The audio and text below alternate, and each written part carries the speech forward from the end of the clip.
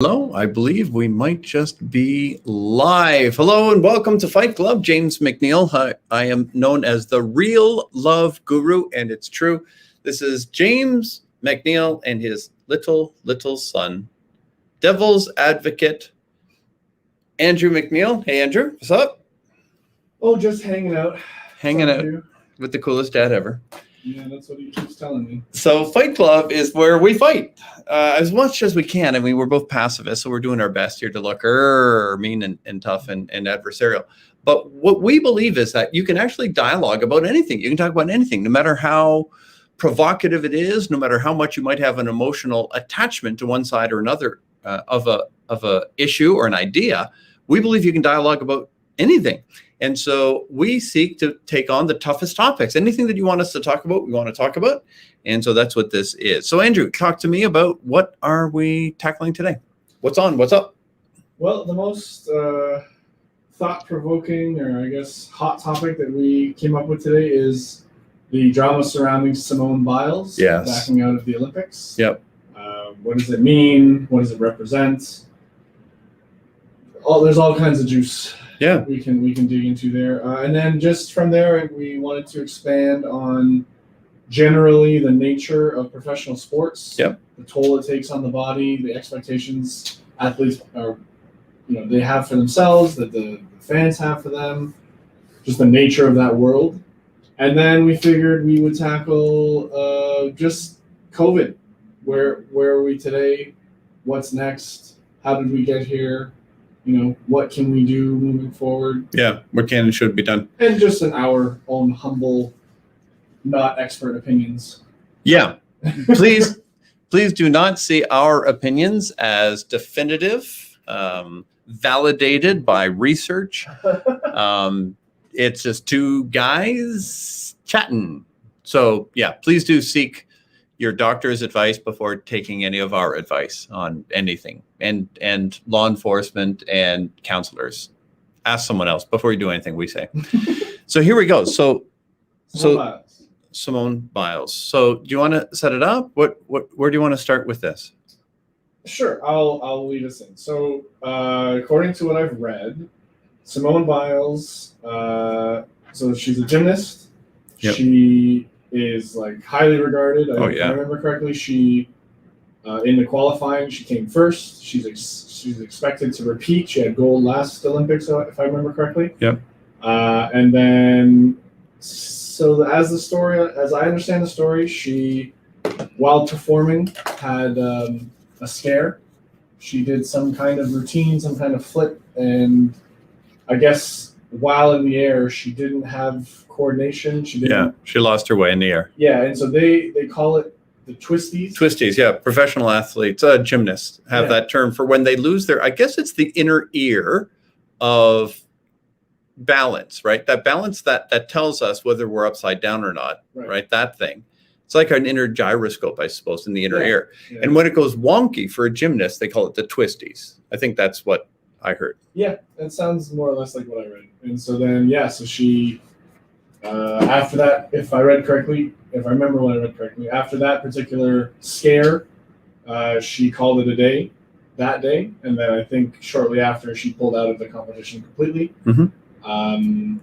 And then it's turned into yet another thing for the internet to argue about does this represent her having strength in her ability or her decision to protect herself. Yeah, stand up for herself. To stand up for herself and not feel like she has to do something where she feels that she's unsafe. Mm-hmm. Or does it represent somebody quitting on their team? Right. Somebody who should have the fortitude to stick it out, do their job, stick with their team, do their best, and live with the results. So that, I think, seems to be the argument. Sure. That's ongoing on this conversation. I think what I'd like to do is share a disclaimer before we go into anything else about this, because I believe Andrew and I are 100% on this, which is we send our love and respect to Simone Biles. She is a very well-respected, incredible, almost superhuman athlete who has dedicated her life to what she's done. And so no matter where we might land in this conversation, our genuine love and respect, well wishes and prayers, frankly, go to her and those in her life. So that's, I think, a prerequisite. Now, what is your take or a take that we can begin to discuss? So you've given us a general. So what's your take on this? Good, bad, right, wrong, should, shouldn't? What should people be thinking and saying, doing? What's your angle now? Well, perhaps I'm playing devil's advocate. That's your job. That's my job. That's your title. I personally think that right now, I'll say the internet as a simplification, but I guess what I just really mean is people are feeling entirely too comfortable thinking they know entirely more than they know. Including us. Including us. Right. Who the heck are we? Who the heck are we? And so to me, this debate, is she to be glorified as protecting herself, or is she to be demonized? Yeah, demonized or as being a quitter. Like, none of us were there. Yeah. None of us are in her shoes. So I think it's kind of a moot point in a sense that it's like none of us have any leg to stand on in this argument. Well, sure. As far as anyone knowing that they know the definitive thing. I think what's interesting about the conversation, though, is some people have used this as an opportunity to say, I am now the authority, and I'm telling you that she's right or she's wrong. And now she's a champion for stand up for mental health. She's a champion for that, which maybe she should be, right? Mm-hmm. Others are saying, what a weak society, what a weak species we are when we don't stand in when times are tough for our team. I mean, she's committed to help not only her team, the Olympic team, mm-hmm. but her country, right? That she was the trusted person to represent her country. If she didn't have what it was in her, wouldn't it be fair to warn the nation to say send somebody else, because I'm not up to it?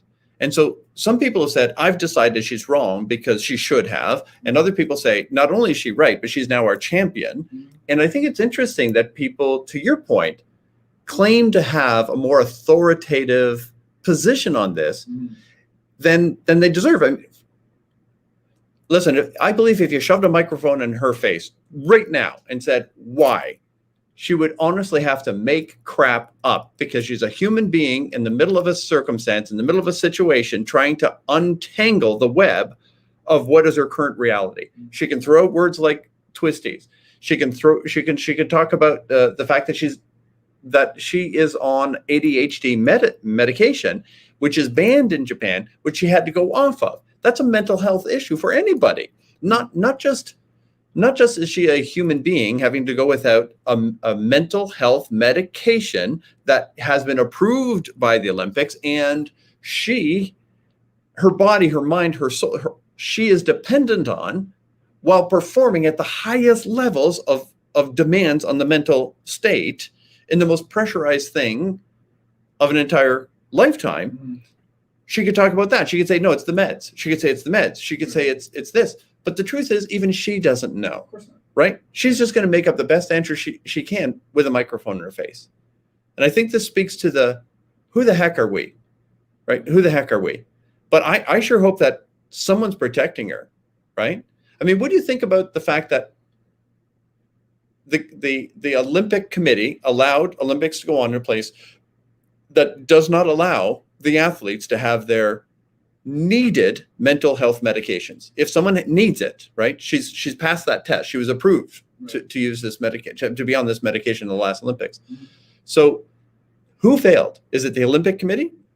Is it the United States gymnastic team? Is it her coach? Is it her family? Like, where do we point to say, where should something have been done before we find ourselves in this moment? Probably to some degree, everyone deserves some of the blame. But I will say that, like, it does seem counterintuitive that, I mean, the nature of the Olympics is to test essentially who's the best of the best. Yeah. Right.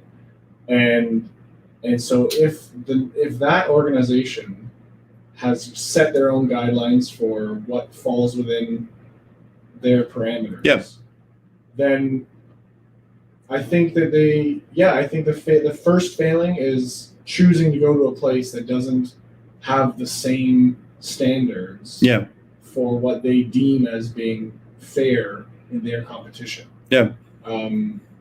So yeah, to me it seems maybe not intentionally biased, but whatever, circumstantially biased against someone such as Simone Biles, who does qualify and require this medication. Yeah. And she's unable to have it because the Olympics chose to be hosted in a place that doesn't allow that to happen. Yeah. Yeah. I And would say so that's the first, probably the biggest failing. Yeah. Like why play ball with Japan in that situation if they've already made their decision on what should or shouldn't be allowed? sure. And of course, I think for my part, everyone would say the country of Japan is allowed to have whatever laws they want, right? Mhm. Right. Mhm. We're respecting that. What we're saying, however, is if it is accepted in other countries that there is this thing called ADHD and there is these approved medications for those, deemed requiring it. If that is the case, it is a health issue that should be respected in locations that are going to host the Olympics. And so if Japan has these rules, that's cool, that's fair. If Japan wants to host the Olympics, that's cool, that's fair. If Olympics want to go to Japan and accept their hospitality, that's good, that's fair. What is not good and fair is they didn't make allowance for mental health requirements for athletes who are being expected to perform at supernatural levels. It's just not, in my mind, let's aim our guns there if you want to aim guns. Yeah. Are you aware that she came forward as one of the individuals who was sexually molested by that coach, Larry Nasser, I believe his name was, the gentleman who is guilty of over 100 cases? I mean, it's beyond human comprehension with this anyway. So we're talking about a young lady who has come forward to say she had this experience, which, by the way, in my opinion, that is complete life altering experiences, right? Sure. And on top of that, she's on meds for ADHD, and on top of that, she's being expected to perform at the highest levels. Like, come on, humans, what are we doing? So I think it's required of humanity to say thank you for giving your life to entertain us with your incredible athletic abilities. Thank you, thank you, thank you. Let's take care of you. Let's protect you from predators. Let's protect you from an environment that's not healthy for you. So for me, it's like, I'm all for don't let your team down. Trust me, I was a hockey player. Like when things go down, you're expecting. I mean, it's not military, but you're kind of expecting your brothers or sisters, whatever. You're expecting the team to be there for you because you're putting yourself into very unique situations. You're counting on your teammates. And so I understand team play, but any good team would rally around a team member who needs them to rally around them. So it's not just they're counting on her. She's counting on them. Sure. And I think it goes both ways. And in this case, it sounds to me like she has proven herself not a quitter her entire life. She wouldn't be that star that we're talking about. Yeah, if she was a quitter, she wouldn't be the one we're talking about. That doesn't seem like a character flaw. Yeah. For her to have gotten to this point. Yeah. That it's like, oh yeah, she's a quitter. Is she? Yeah. No, she's not a quitter. She's clearly put in the time. Cool. She's earned her stripes. So I think she deserves more consideration than this one moment that none of us were there to know. Yep. And we send our loving thoughts and prayers to her and her wellness and her family and her team, not rooting for one nation against another or anything else. This is a human being. And I'd love it if we all could see that as above all. So moving on. Yeah, let's jump just into the world of professional sports. Sure. So there's an interesting thing, right? Because the Olympics are supposed to be pure sports, Right.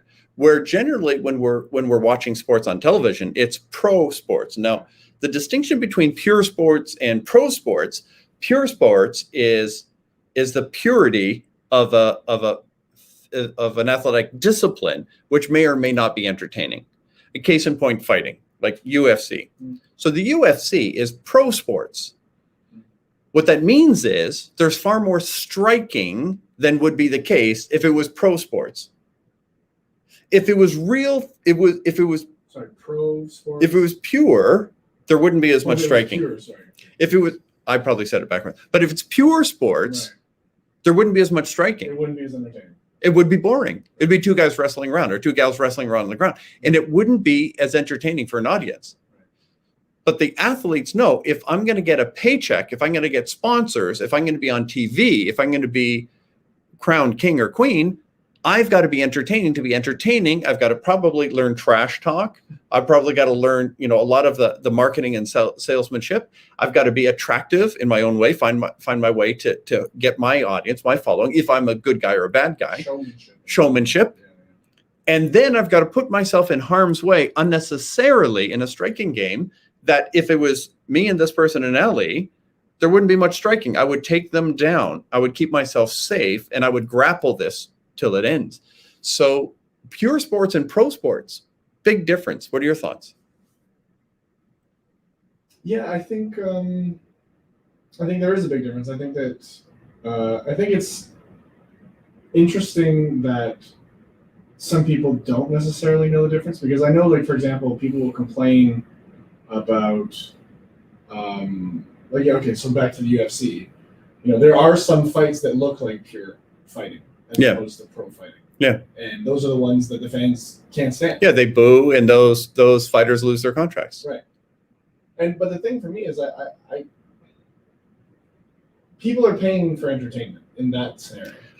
Yeah. So I'm for that in a sense. It's like, yeah, well, I didn't pay for pure. I paid for pro. I want entertainment. So I'm not, and so my point was not about right and wrong, good or bad, should or shouldn't. It's the distinction. So when we see two people, we'll just stick to UFC for a moment, two people in a cage fighting, what you're not seeing is the two greatest fighters, although one of them might be called the champion of the world, right? And the heavyweight champion of the UFC is called the baddest man on earth, right? The baddest male heavyweight, the baddest man on earth. Well, he's not. Hang out with some special ops guys and see what goes on. It's just not true. And so I'm fine with all of that, because I'm down for the entertainment. But as an athlete, if you're watching this and you're an athlete, please understand the distinction between pure sports and pro sports. If you're not entertaining, you're not at the top, period. I mean, you look at Khabib Nurmagomedov. I hope I said it close. Sorry. I just know him as Khabib. Yeah, Khabib. But he was the Eagle. He was known as a grappler, but he learned ground and pound, so at least there was some striking involved. But he's the kind of guy that if he didn't develop that ground and pound, he wouldn't have, And then the fact that he kept winning, it makes it hard for Dana to fire him, right? And then, but as far as trash talk, Conor McGregor isn't the wealthiest, the highest earning athlete in the world last year, because he's the best fighter in the world. And I'm a big Conor fan, as everyone knows. But he understands the whole game. And I think it's important that the athletes know. It's okay that the fans know or don't know, but the athletes need to know, because I've heard athletes say, but I'm better. Why can't I get the job? It's like, no, there's more to it. It's like you got to be sellable. It is a bit of a catch-22 for an athlete, because, like, I know there are conversations that I've overheard. I don't know to what degree I've participated, but like Olympic athletes in a lot of places aren't paid particularly well. They're not allowed to be. Well, I mean, they have to eat, but yes. But I'm just saying, it is kind of twisted. Yeah. It's like, to really be the one who dedicates himself to mastering their craft. Yes. They're rewarded less than a Conor McGregor. Yeah. Don't get me wrong. He's mastery of. He did a lot right. Yep. Physically in the game, but I'm just saying, it is a little bit twisted the way that kind of world works, that you're almost punished for being a purist. Well, you're not punished for being a purist. You're not rewarded for not being entertaining. Sure. Right. So it's not about the truth is pro sports is pro sports. It's entertainment. It's not sports. Yeah. And so one of the legal battles right now that the UFC is having is the UFC, unlike other sports, is saying the prime ingredient of their business is not the fighters, it's the show. Where baseball players, there's unions in different sports, and they're saying the reason why the unions have power and the reason why the athletes get paid more is because legally that sport is defined as the product is the athletes, where the UFC has said, no, the product is not the athletes. The product is the show. We put on a show. Athletes are only a player in our entertainment. And because UFC has continued to keep the athletes out of being the core, legally speaking, that's why the UFC pays a smaller percentage of their overall income to their athletes than virtually any sport on earth. That's what I read recently. Forgive me if I'm inaccurate on that, but it's because they're overtly saying it's not about the athletes and it's not about the sport. It's about a show. Don't kid yourself. We know how to put on a show, and that's why we're distinct. This is pro sports entertainment, and so there's that distinction. Interesting, right? There's a lot interesting about professional athletes, the top of whatever sport it is. I think a lot of it is fascinating. And you are one of them that stands up for the fact that, hey, if you sell tickets, you get paid. Yeah. Share your perspective on that, because you're really comfortable with that. You didn't bring in the money, you don't get paid. Like, fair. Like, should those people get paid as much as those people? Should let people know what you think on that, because you have a pretty strong stand on, dude, you didn't bring in the money, you don't get paid. Yeah, I mean, that's so okay. So I think the provocation for this thought was, once upon a time I had a conversation with somebody suggesting that professional athletes should make as much money as they do compared to, let's say, a doctor, somebody saving lives. They should inherently be paid more. And so I said, okay, well, but the problem is, let's say it's basketball player. Basketball makes so much money because it's entertaining and because people pay for it. So there's a ton of money going towards it because people are paying for it. And so then the question becomes, not to me, should a basketball player get paid more than a doctor? The question is, should an athlete be paid proportionately to the money they generate? And I would say the answer is yes. Yeah. I think otherwise it's, they're being taken advantage of. If the people that are hoarding the money from the ultimate product, as you put it, then I think that that's unfair. And so to that point, talking more like back to UFC, I'm comfortable with the idea of a Conor McGregor showing up, getting his ass kicked, and getting paid more than anybody there because he sold the tickets. Yeah. I rarely watch the UFC anymore. I used to watch it all the time. And generally speaking, the last several times I've watched the UFC was because Conor. Only because Conor. Yeah, he is I think I said this on our first show, but he is one of the two participants in the main event of all 5 of the UFC's highest grossing pay-per-views. So all 5 of the top 5 have Conor in it. Right. So period. Like, you can't argue with that. Yeah. And apparently he is in the second highest paying pay-per-view of all time of all sports, and that was his fight with Floyd Mayweather. Yeah. So, dude, the guy's bringing in the money. So when it comes to income, for those of you interested, I'll switch over to my teacher part for a moment. But it's called the law of compensation. You get paid in direct relation to your the demand for what you do, your ability to do it, and the difficulty in replacing you. And if you're someone who does something that's in high demand and you're really good at it and no one is like you, you win.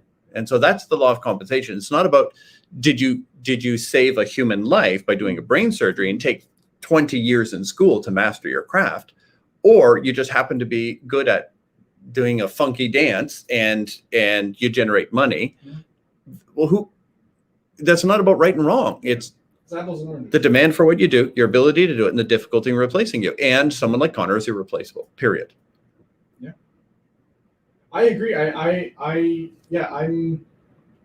That's an area that I'm comfortable with, the idea that, because to me, the question of fair is not comparing that athlete to some non-athlete. Fair is comparing that athlete to the amount of money they personally were a part of generating. Yeah. I think that's where the question of fair comes in. Cool. And then I want to jump to sports. How are we doing on time? I didn't have a clock set. We've got 5 minutes. 5 minutes.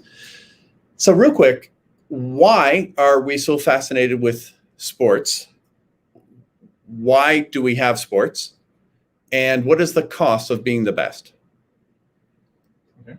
Go for it. Why do we have sports? Cost of being the best, and what was the first one? Well, the first one is what is the origin of sports? What are sports about?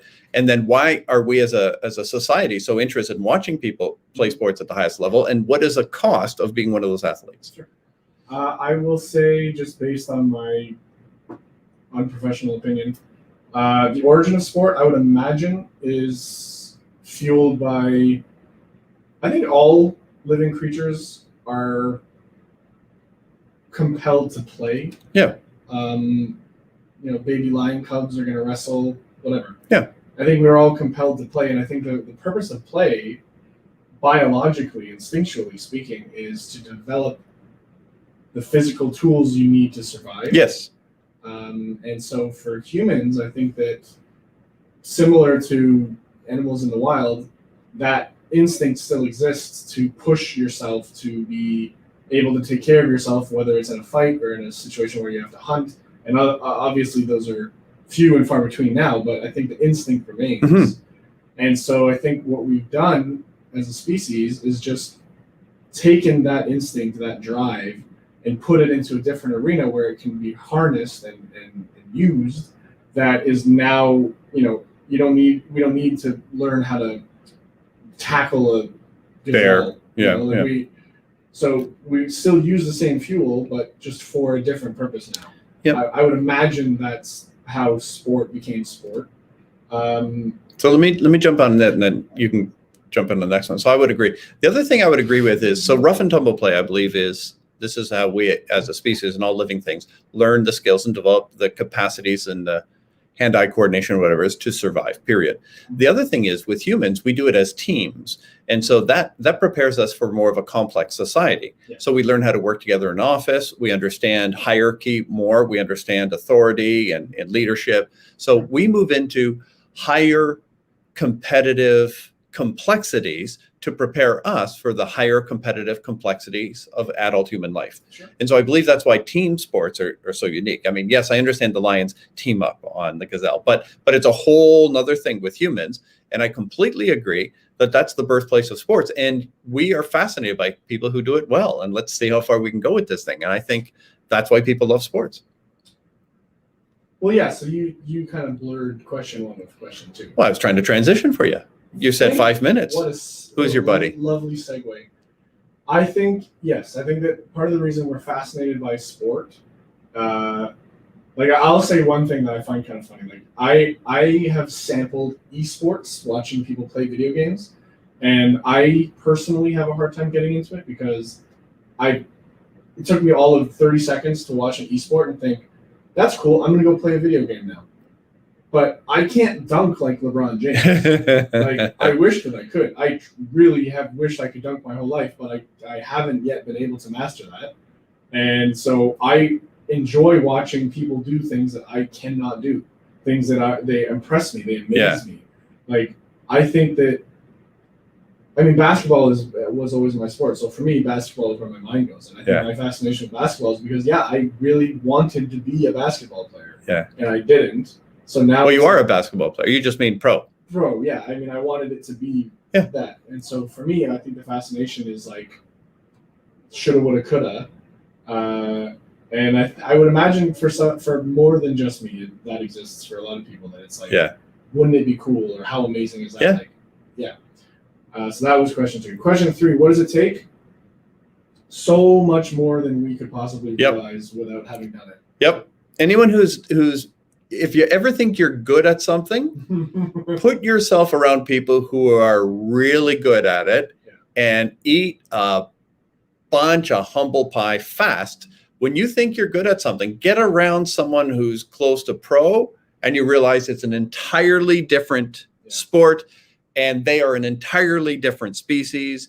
We were thinking we were getting the hang of this Brazilian jiu-jitsu, right? Brazilian jiu-jitsu, we think, oh yeah, we're good. And then we're in this gym where these guys are, some pros were there, right? Some of the pros, some UFC fighters were there.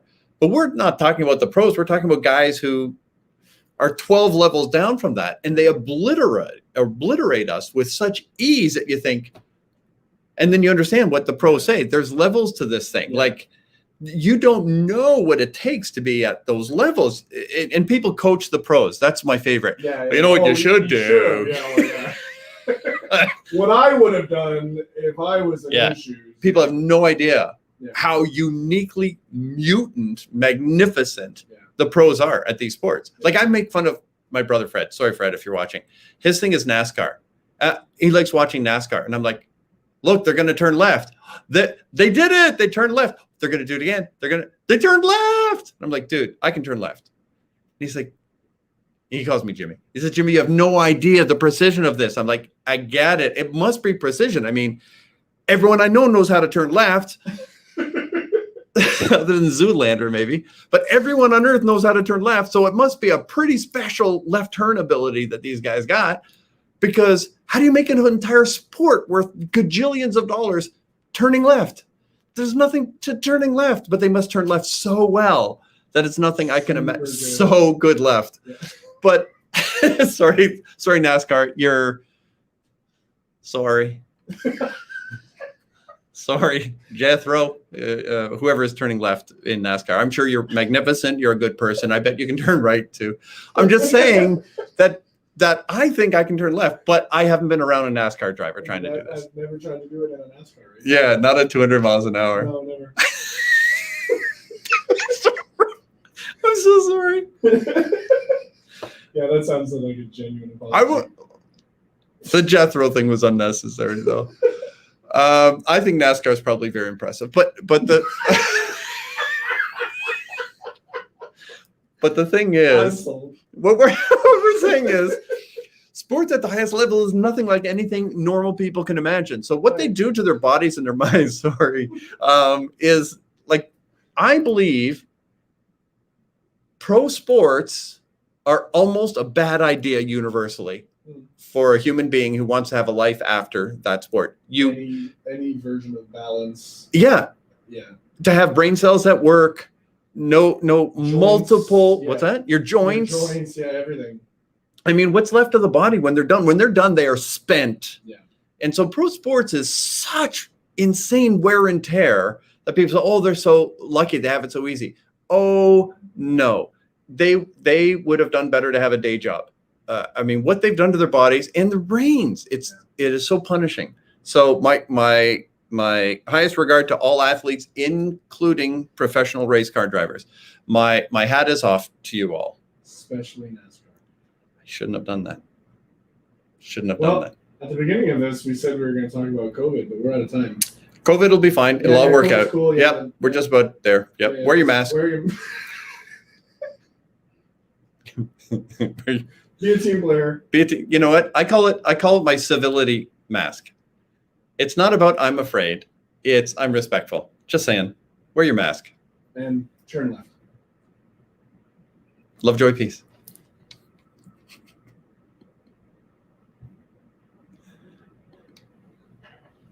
I'm going to hit the right button any second.